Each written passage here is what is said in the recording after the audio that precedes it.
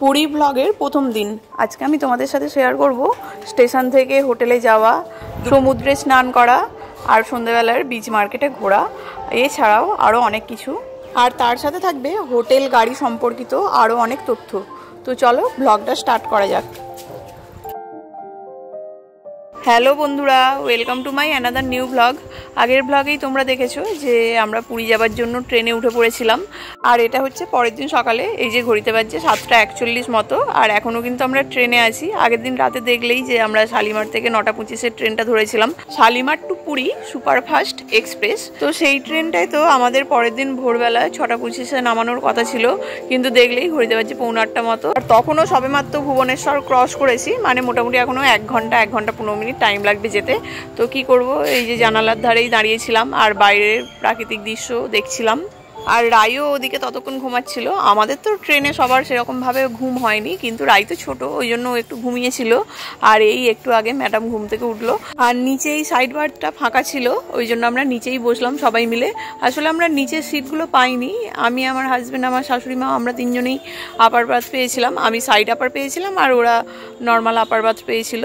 আর আমার শ্বশুরমশাই পেয়েছিল মিডিল বার্থ, কিন্তু আমার শ্বশুরমশাইয়ের বয়স হয়েছিল, তাও কেন আপার বার্থ পেলো না জানি না। তো যাই হোক, এই যে রাই ঘুম থেকে ওঠার পরে ওকে আমি বাইরের দৃশ্যটা দেখাচ্ছিলাম। আর রাই তো খুবই খুশি, ওকে নিয়ে বাইরে বেড়াতে যাচ্ছি। আমি তো ভাবছিলাম ওর কীরকম রিয়াকশান দেবে না দেবে, কিন্তু ও যে এত খুশি হবে বা এত আনন্দ পাবে সেটা সত্যিই ভাবিনি। আর এমনিতেও ট্রেনটা এত লেট করেছে, তার মধ্যেও ট্রেনটা খালি বারবার থেমে থেমে যাচ্ছিল পুরী ঢোকার আগে। তারপর থেমে দাঁড়িয়ে অনেকক্ষণ পরেই পুরীতে ট্রেনটা ঢুকলো। আর এই যে পুরী স্টেশন দেখে মনটা আনন্দে ভরে গেল যে এবার আমাদের নামার টাইম হয়ে গেছে। তারপর ট্রেনটা স্টেশনে ঢোকার পরে আমরা সবাই এই যে নেমে পড়লাম। আর নেমে আমরা সামনের দিকে হাঁটছিলাম। আর আমি এর আগে কয়েকবার পুরী আসলেও আমি কিন্তু সবসময়ই বাসে করেই এসেছি, ট্রেনেই ফার্স্ট টাইম। তবে আমার হাজব্যান্ড ওরা সবাই ট্রেনে করে অনেকবারই পুরী এসেছে। এই সবে পুরী স্টেশনে পৌঁছালাম, আর দেখলেই ঘুরিতে পারছে 9:25। আমাদের 6:25-এ নামার কথা ছিল স্টেশনে, আর এখন 9:25-এ নামলাম ট্রেন থেকে। পুরো 3 ঘন্টা ট্রেনটা লেট। তো এবার যাব হোটেলে, এখান থেকে একটা গাড়ি করব, গাড়ি করে তারপর হোটেলে যাব। তো তোমরা ব্লগটা দেখতে থাকো। তারপর স্টেশন থেকে একটু দূরে এসে আমার হাজব্যান্ড ফোনে দেখছিল যে এখানে ওলা পাওয়া যায় কিনা। আর ওলা দেখেওছে, ওলা অটো দেখেছে, কিন্তু কোনো কারণে ওলা অটোটা আসেনি। আর আসেনি বলে আমরা তারপর বাইরের দিকেই বেরিয়ে পড়লাম। আর যেখানে অটো স্ট্যান্ড ছিল সেখানে যেতে না যেতেই তার আগেই কিছু অটো ড্রাইভার আমাদেরকে ধরছিল কোথায় যাবার জন্য। এই যে দেখুন, এইরকমভাবেই ওরা আমাদেরকে পথ আটকে আটকে দাঁড়াচ্ছিল আর জিজ্ঞাসা হচ্ছিলো আমরা কোথায় যাব। আর আমাদের তো অটো নিতেই হতো, সেই জন্য দাম দর করে বার্গেনিং করে শেষমেশ ওনার সাথেই অটোতে উঠলাম। আর একটা কথা বলে দিই, এখানে কিন্তু যখনই কোনো গাড়িতে করে কোথাও যাবেন, অটো বা টোটো যাই হোক, সবসময়ই কিন্তু আপনারা বার্গেনিং করবেন, নাহলে এনারা কিন্তু অনেকটাই দাম বেশি বলেন। আমাদের এই অটোটা যেমন 350 টাকা বলেছিল পুরী স্টেশন থেকে স্বর্গদ্বারের আগে অবধি আসার জন্য। তারপর অনেক বার্গেনিং করে করে 200 টাকায় রাজি হয়েছিল। আর আমরা তো 4 জন প্যাসেঞ্জার ছিলাম, তো সেই অনুযায়ী দামটা 200 টাকা ঠিকই আছে। তারপর এই যে সমুদ্রের পাশ দিয়ে যেতে যেতে আমরা আমাদের হোটেলে পৌঁছে গেলাম। আর অটো ড্রাইভার দাদা একদম আমাদের হোটেলের সামনেই আমাদেরকে নামিয়েছিলেন। আর আমাদের হোটেল আগে থেকেই বুক করা ছিল। আমার পিসি শাশুড়িরা 1 মাস আগেই পুরীতে এসেছিলেন, তো ওনাদের থ্রুতেই ওনারা যেই হোটেলে ছিলেন সেই হোটেলেই আমরা বুক করেছিলাম। আর হোটেলটার নামটা তো দেখলেনি, খুশি নিবাস। আর আমরা গ্রাউন্ড ফ্লোরেই ছিলাম। আর এই যে গ্রাউন্ড ফ্লোরে ঢুকে রুমটা আপনাদের সাথে একটু শেয়ার করছি।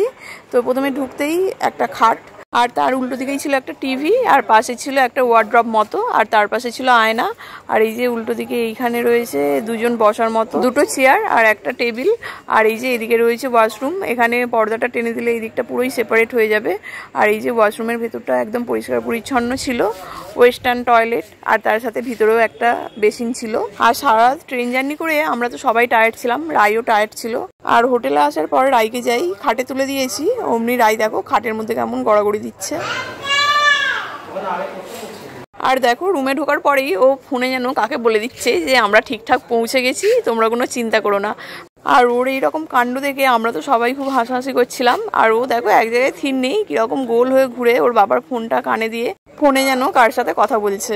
এরপর আমরা একটু ফ্রেশ হয়ে নিয়েছিলাম। আর তারপর এই যে একদম সমুদ্রের ড্রেস পরে চলে যাচ্ছি সমুদ্রে ঢেউ খাওয়ার জন্য। আর তার আগে অবশ্যই ব্রেকফাস্ট করব, অনেকটাই বেলা হয়ে গেছে, প্রায় 11টা মতো বেজে গেছে। তো ব্রেকফাস্ট তো করতেই হবে, তো সেই জন্যই একদম ড্রেস পরে সমুদ্রের ধারেই যাচ্ছি, ওখানেই ব্রেকফাস্ট করব আর ওখানেই আমরা স্নানও করে নেব। আর সেদিন রোদটাও ছিল খুব চড়া, তবে আমাদের ওখানে যেরকম গরমটা ছিল এখানে ততটাও গরম লাগছিল না। হ্যাঁ, বালিটা একটু গরম ছিল, কিন্তু এমনি ওয়েদার অতটা গরম ছিল না এখানে। আর আমার তো সমুদ্র ভীষণ প্রিয়, মানে আমি সমুদ্রে স্নান করতে ভীষণ ভালোবাসি, আর ওই জন্যই তো আমার আর তর সইছিল না যে কখন আমি সমুদ্রে যাব আর সমুদ্রে গিয়ে স্নান করব। আর আমরা যেখানে হোটেলটা নিয়েছিলাম ওটা ছিল সি ভিউ হোটেলের একদম কাছে, স্বর্গদুয়ারের একটু আগে। আর আমাদের হোটেল থেকে সমুদ্র ছিল 2 মিনিটের রাস্তা, একদম কাছেই ছিল হোটেলটা। আর এই যে আমরা সমুদ্রের ধারে চলে এসেছি, আর এখানেই একটা ছোট্ট স্টল মতো দেখতে পেলাম, তো সেই স্টলেই আমরা ম্যাগি অর্ডার করলাম। ম্যাগি ডিম টোস্ট সবই ছিল, তো আমরা ম্যাগি অর্ডার দিলাম। আর ওখানে ম্যাগিটা হতে একটু টাইম লাগছিল, কিন্তু আমার আর ধৈর্য ধরছিল না, ওই জন্য আমি একাই সমুদ্রের ধারে চলে গিয়েছিলাম। রাইকে ওর বাবার কাছে রেখেছিলাম, আর আমার শ্বশুর শাশুড়ি মা ওরা তো ঢেউ খাবে না, ওই জন্য ওরা টিফিন খেয়ে রাইকে নিয়ে আবার হোটেলে চলে যাবে, আর আমি আর আমার হাজবেন্ড ঢেউ খাবো। তারপর আমাদের এখানে ম্যাগিটা একদম রেডি হয়ে গিয়েছিল, আর ম্যাগিটা দেখতেও যেমন ইয়ামি ছিল, খেতেও কিন্তু খুব টেস্টি হয়েছিল। আর খাওয়া দাওয়া করে তারপর এই যে আমি সমুদ্রে নেমে পড়েছি। আর সেদিন সমুদ্রে স্নান করতে মোটামুটি 12টা মতো বেজে গিয়েছিল, আর তারপর প্রায় 2 ঘন্টা মতো আমরা স্নান করেছি, আমি আর আমার হাজব্যান্ড। আর ওখানে তো ফোন নিয়ে আমরা ভিডিও করতে পারিনি, আমার শ্বশুর শাশুড়ি মাকে দিয়ে ফোনটা আমরা হোটেলে পাঠিয়ে দিয়েছিলাম। তবে ওখানকার যেই ফটোগ্রাফার দাদারা ছিলেন ওনাদের দিয়ে আমি আর আমার হাজব্যান্ড দুটো ছবি তুলিয়েছিলাম, সেগুলো আমি ব্লগের শেষে অ্যাড করে দেব। আর তারপর 2 ঘন্টা মতো স্নান করে এই যে হোটেলে চলে এসেছি, আবার হোটেলে এসে স্নান টান করে তারপর রেডি হয়ে গিয়েছিলাম। এবার আমরা একটু বাইরে খেতে যাব। আর এদিকে রাই তো ওর ঠাম্মা দাদুর কাছেই ছিল, তবে ও কোনো দুষ্টুমি করেনি, ও ভালোই ছিল, ওর ঠাম্মা দাদু বলল। আর আমাদের লজের পাশেই অনেকগুলোই খাবারের রেস্টুরেন্ট ছিল, তো আমরা সেগুলোর মধ্যেই একটা রেস্টুরেন্টে যাচ্ছিলাম। আসলে যাতায়াতের রাস্তার মাঝখানেই এই রেস্টুরেন্টগুলো চোখে পড়ছিল, ভিতরের অ্যাম্বিয়েন্সটাও বেশ ভালো। আর এই যে এখানের মেনু কার্ডটা আমি তোমাদের সাথে একটুখানি শেয়ার করে দিলাম। আমরা নিয়েছিলাম একটা চিকেন থালি, একটা এগ থালি আর 2টো ভেজ থালি। আমি চিকেন থালি নিয়েছিলাম, আমার হাজব্যান্ড আর মা নিয়েছিল ভেজ থালি, আর বাপি নিয়েছিল এগ থালি। আর খাবার দাবারও ভালোই ছিল মোটামুটি, বিশেষ করে চিকেন থালিতে চিকেনটা তো আমার খুবই ভালো লেগেছিল। আর ওদিকে খেতে খেতে রাই কিন্তু ঘুমিয়ে পড়েছিল, তো এই যে মা রাইকে কোলে করে নিয়ে যাচ্ছে। আর আমি দূর থেকে আমাদের হোটেলটা তোমাদেরকে দেখিয়ে দিলাম, এই যে খুশি নিবাস। আর খাওয়া দাওয়া করে হোটেলে ফিরে তো বেশ টানা ঘুম দিয়েছিলাম, আগের দিন রাতে ট্রেন জার্নি করেছিলাম, ভালো ঘুম হয়নি সেই জন্য। আর ঘুম থেকে উঠতে উঠতে প্রায় 7টা মতো বেজে গিয়েছিল, তারপর ওই 7:30 নাগাদ করে আমরা সবাই মিলে রেডি হয়ে এবার যাচ্ছি সি বিচে। আর এই সন্ধ্যের সময় সি বিচটা তো খুবই ভালো লাগে। আর এখানে এসে তো রাইয়ের এনার্জি ভীষণ বেড়ে গেছে, ও তো একদমই কোলে থাকতে চাইছে না, সবসময়ই ও কোল থেকে নেমে হাঁটতে চাইছিল। তো তারপর এই যে রোড ক্রস করে আমরা সি বিচে চলে এলাম। আর এই সন্ধ্যের সময় সমুদ্রটাকেও দেখতে কিন্তু খুব ভালো লাগে। তো তারপর এই সি বিচে এসে আমরা প্রথমেই কিছু খাবো বলে ঠিক করলাম। প্রথমেই কর্ন দেখতে পেলাম, সেই জন্য ভাবলাম প্রথমে কর্ন দিয়ে স্টার্ট করা যাক। আর এখান থেকে তো 2টো কর্ন অর্ডার করেছিলাম, আর একটা কর্ন এতটা পরিমাণে কর্ন ছিল যে আমরা তো প্রায় খেতে খেতে হাঁপিয়ে উঠেছিলাম। দামটাও বেশি নয়, 40 টাকা নিয়েছিল, কিন্তু প্রচুর পরিমাণে কর্ন দিয়েছিল ওরা।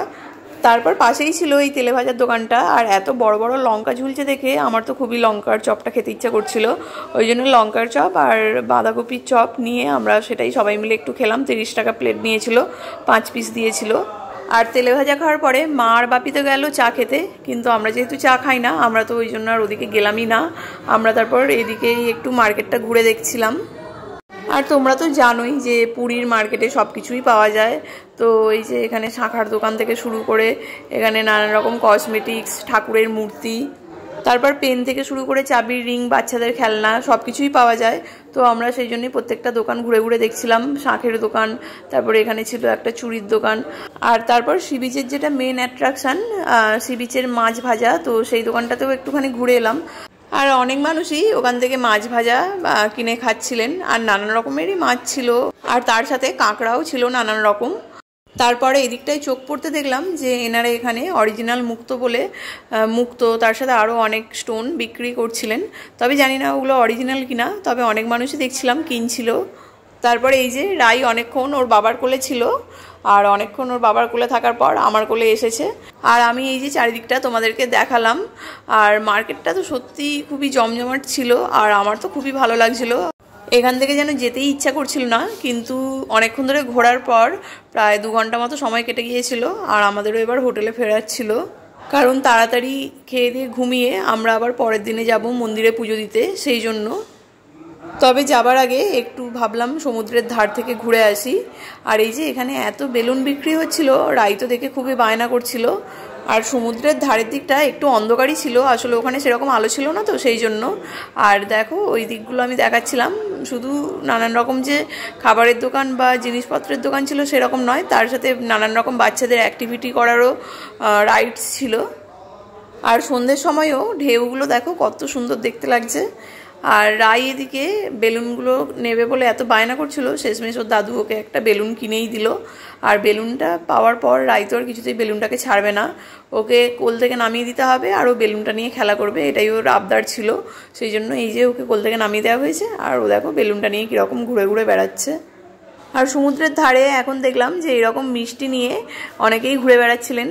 তো এখানকার বিখ্যাত মিষ্টি মদনমোহন, সেটাও ছিল এনাদের কাছে। তো আমরা ভাবলাম যে একটুখানি সেই মিষ্টিটাই ট্রাই করে দেখা যাক কেমন খেতে। তো এই যে এখানে মদনমোহন আর তার সাথে ক্ষীরমোহন নিয়ে নিয়েছিলাম। আর মিষ্টি খাবার পর এদিকে দেখলাম একটা চাঁচা বরফের স্টল, বা তোমরা গোলাও বলতে পারো। তো এই গোলা বা চাঁচা বরফ দেখলে আমার তো খুবই খেতে ইচ্ছা করে, ওই জন্য যাবার আগে এখান থেকে একটুখানি চাঁচা বরফ খেয়ে নিলাম। আর তারপর এই যে আমরা বেরিয়ে যাচ্ছি। আর যেতে যেতে এই পুচকুটার সাথে দেখা হলো, যদিও আমাদের চেনা নয়, কিন্তু পুচকু আর তার বাবা আমাদের সাথে অনেকক্ষণ ধরেই বেশ গল্প করছিল। আর বেশিরভাগ মানুষই তো ওখানকার বাঙালি আর কলকাতার সাইড দিয়েই গেছেন, তো সেই জন্যেই। আর এবার আমরা হোটেলে গিয়ে তো কিছু ডিনারও করব, সেই জন্য কি ডিনার করবো ভাবতে ভাবতে দেখলাম এখানে একটা রুটির স্টল। তো সেখান থেকেই আমরা রুটি কিনে নিলাম, আর তার সাথে নানান রকম তরকারি ছিল, তার মধ্যেই 2 রকমের তরকারি কিনে নিয়ে এই যে আমরা হোটেলে ফিরে যাচ্ছি।